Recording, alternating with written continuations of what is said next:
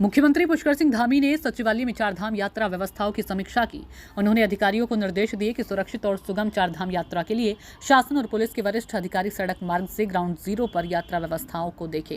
मुख्यमंत्री ने कहा कि हमारी पहली प्राथमिकता चारधाम यात्रा पर आने वाले सभी श्रद्धालुओं का सुरक्षा है। उन्होंने सभी श्रद्धालुओं से अनुरोध किया है कि उनको चारधाम यात्रा के लिए रजिस्ट्रेशन के अनुसार जो तिथि मिली है उसके अनुसार ही दर्शन के लिए आएं। उन्होंने सभी श्रद्धालुओं से स्वास्थ्य परीक्षण और मौसम का पूर्वानुमान देखने के बाद ही चारधाम यात्रा पर आने के लिए अनुरोध किया। उन्होंने कहा कि राज्य सरकार की सर्वोच्च प्राथमिकता है कि चारधाम यात्रा भी सुरक्षित हो और सभी श्रद्धालु भी स्वस्थ और सुरक्षित हों। बाबा के दरबार में आ रहे हैं, चार धामों के दरबार में आ रहे हैं। ये यात्रा के कुछ नियम हैं, उन नियमों का हम सभी को पालन करना चाहिए। और मैं बार बार ये आप सबके माध्यम से कहता रहा हूँ कि ये यात्रा सामान्य यात्रा नहीं है। चार धाम की जो यात्रा है वो एक कठिन यात्रा होती है। यमुनोत्री में पैदल यात्रा है, केदारनाथ में पैदल यात्रा है, बर्फबारी भी होती है, मौसम अत्यधिक ठंडा हो जाता है, ऑक्सीजन की भी कमी हो जाती है।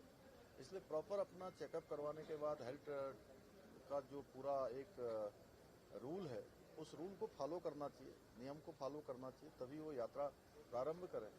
ये मैं सभी से कहना चाहता हूँ, जिससे कि हमको भी अच्छा नहीं लगता कोई आकर देवभूमि में किसी को परेशानी हो। यहीं हरियाणा में अम्बाला लोकसभा और कुरुक्षेत्र लोकसभा का कार्यक्रम था यमुनानगर में। उसको करने के बाद क्योंकि हमारी बहुत महत्वपूर्ण यात्रा चारधाम यात्रा चल रही है, उस यात्रा की समीक्षा की है मैंने। सभी उच्चाधिकारी भी थे और साथ में जिलों के अधिकारी भी, सभी प्रमुख अधिकारी जुड़े हुए थे।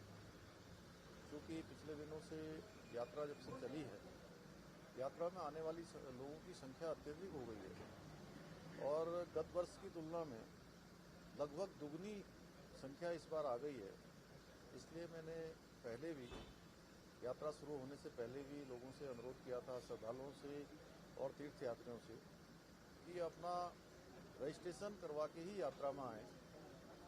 क्योंकि हम भी चाहते हैं कि ये हमारे लिए बड़े सौभाग्य की बात है। चारधाम यात्रा हमारे राज्य की आर्थिकी का भी बहुत बड़ा आधार है, यहाँ के लोगों का रोजगार उससे चलता है। साथ में देश दुनिया के लोग आते हैं, उनका आतिथ्य हम करें, भगवान के दर्शन करने आते हैं, चारों धामों के दर्शन करने आते हैं, लेकिन उनको परेशानी होती है तो निश्चित रूप से हम भी स्वाभाविक रूप से परेशान होते हैं, स्वाभाविक रूप से हम भी कष्ट में आते हैं उनके कष्ट को देखकर।